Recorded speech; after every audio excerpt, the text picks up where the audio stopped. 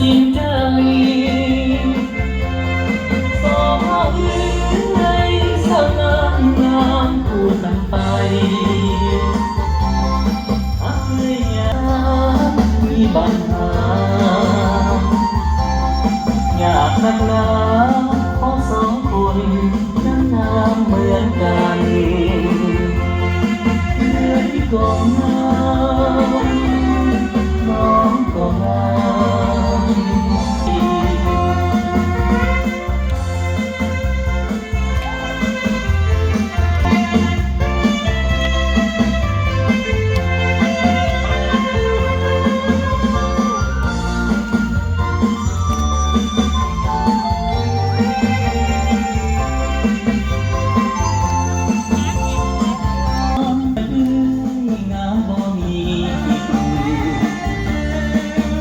ได้คิดบ่จะตัดสินใจสองเอ้ยสง่างามคู่กันไปอักใหญ่อย่างนางน้องผู้โสภา